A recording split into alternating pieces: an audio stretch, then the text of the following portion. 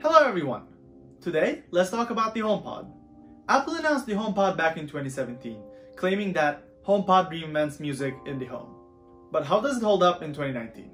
The HomePod was released after Amazon Echo and Google Home. However, Apple had gone all Apple with their smart speaker. It has two color options, space gray and white, and honestly, it looks very good. On top, it has volume up and down buttons and the Siri interface. This looked futuristic back in 2017, and honestly, still does. Apple sells them for $299, and the sound quality is very good for the price. It has 7 tweeters, 1 subwoofer, and 6 microphones to better to hear you with, my dear. Hey Siri, pause.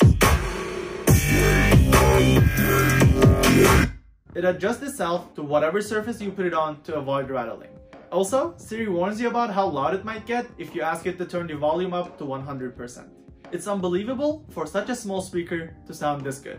It has excellent bass and it sounds amazing on a wide variety of genres. I think the mid-range could be a little bit better though. I think it's one of the best sounding smart speakers on the market. Let's look at the comments from 2017. Wired said that it looks beautiful but doesn't think different. Unfortunately, this still holds up in 2019. Apple improved Siri since 2017 and especially in iOS 13, but the HomePod hasn't got that yet. More on that later. HomePod works very well with Apple services. Apple Music works very well, and it does pretty much everything without a hitch. Same with podcasts and news. Hey Siri, tell me the news. Here's the latest news from CBC. Kilometer-per-hour gusts we saw this past weekend. You can connect your iPhone or any other Apple device to it as a speaker, and iTunes on Windows can connect to the HomePod as well, but you can only play music through iTunes. You can also pair multiple HomePods for a stereo setup. Actually, that's the first comment you get when you post on Reddit about your new HomePod. Side note, you lose Windows iTunes support if you have a stereo HomePod setup. HomePod is really only useful if you're already in the Apple ecosystem. It doesn't work with Spotify or other music services through Siri. However, you can always connect your iPhone through AirPlay too.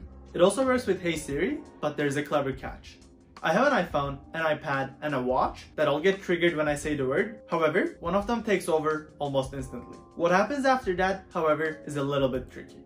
I got an Amazon Echo this summer, but I returned it after 2 weeks because I asked it a simple question and it couldn't answer. Is it gonna rain tonight? It would just tell me whether it was raining at the specific moment and nothing else. HomePod can actually answer it properly. Hey Siri, is it gonna rain tonight? It doesn't look like it's going to rain today at 7 p.m.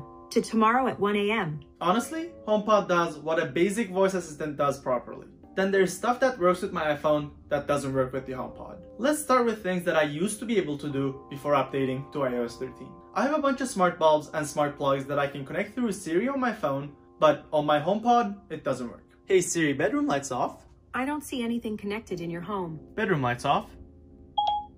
That's done. Before iOS 13, HomePod was able to control them as well. The HomePod was very promising when it first came out, but it desperately needed improvements. Fast forward 2 years, it definitely got better, but it's not getting the same treatment as other Apple devices. Well, honestly, this video was supposed to be about AudioOS 13.2 for HomePods, but shortly after it was released, Apple pulled it back as it bricked HomePods. Let's talk about this. Apple released iOS 13 more than a month ago, followed by iPadOS 13 around a month ago, and this made the HomePod almost unusable. But why is Apple doing this? The HomePod is not selling well, and Apple is partly to blame. They reduced its price from $349 to $299 back in April, but it wasn't enough. When Apple introduced AirPlay 2, it made it extremely easy for Apple devices to connect to smart speakers. Those speakers also have other built-in smart assistants, like the Amazon one. Aside from that, the high initial price and Apple's negligence didn't help either. Overall, in 2019, the HomePod isn't what you need, but it might still be what you want. It looks and sounds amazing,